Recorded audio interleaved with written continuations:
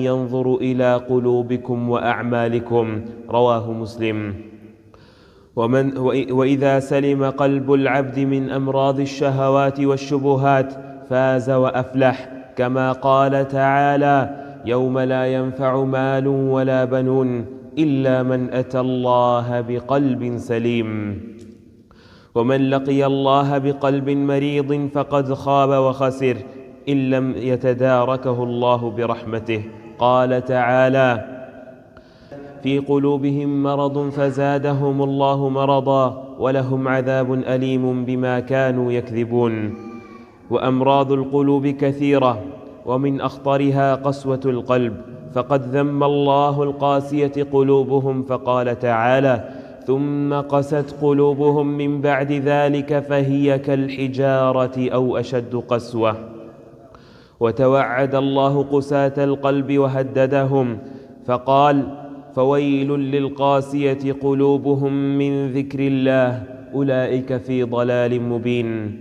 ولخطر قسوة القلب قال الإمام مالك: ما ضرب عبد بعقوبة أعظم من قسوة القلب. إخوة الإيمان، إن قسوة القلب لها علامات كثيرة، منها عدم الانتفاع بمواعظ القرآن ولا التأثر بقوارعه.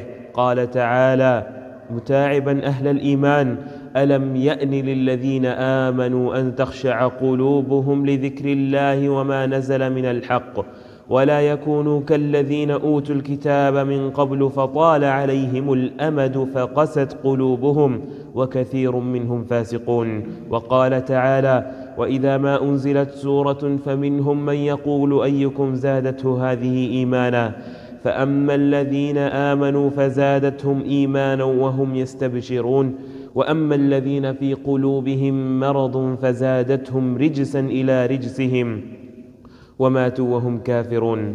فأين هؤلاء من المؤمنين الصادقين اللينة قلوبهم الذين قال الله في شأنهم: الله نزل أحسن الحديث كتابا متشابها مثانية تقشعر منه جلود الذين يخشون ربهم ثم تلين جلودهم وقلوبهم إلى ذكر الله، جعلنا الله وإياكم منهم.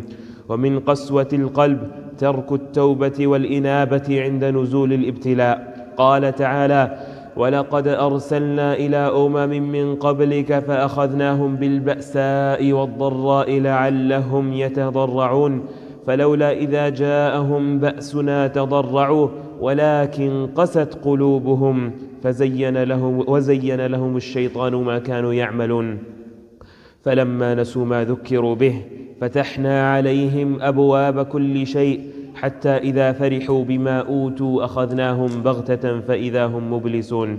اللهم إنا نعوذ بك من قسوة القلب وأدران الذنوب والخزي يوم تنكشف العيوب. أقول قولي هذا وأستغفر الله لي ولكم من كل ذنب وخطيئة فاستغفروه وتوبوا إليه إنه هو الغفور الرحيم. الحمد لله والصلاة والسلام على رسول الله وعلى آله وصحبه ومن والاه، أما بعد، فاتقوا الله عباد الله وحافظوا على سلامة قلوبكم من أمراض معنوية، وحافظوا على سلامة قلوبكم من الأمراض المعنوية فإنها أخطر وأفتك من أمراضها الحسية. ومن أعظم أسباب سلامتها إخلاص العبادة لله تعالى، فالقلب السليم هو القلب السليم من الشرك كما قال الحسن البصري رحمه الله. وكذلك اجتناب المعاصي كلها صغيرها وكبيرها، لأن المعاصي سبب لقسوة القلب. قال تعالى: فبما نقضهم ميثاقهم لعناهم وجعلنا قلوبهم قاسية، أي أنهم لما عصوه وخالفوا أمره لعنهم وعاقبهم بقسوة القلب.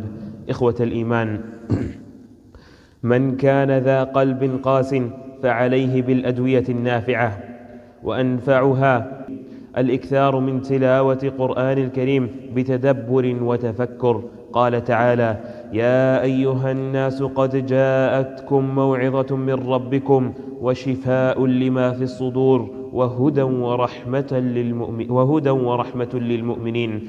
فجاهد نفسك يا عباد الله لتكون في خلوتك كمن قال الله فيهم: إن الذين أوتوا العلم من قبله إذا يتلى عليهم يخرون للأذقان سجدا ويقولون سبحان ربنا إن كان وعد ربنا لمفعولا، ويخرون للأذقان يبكون ويزيدهم خشوعا.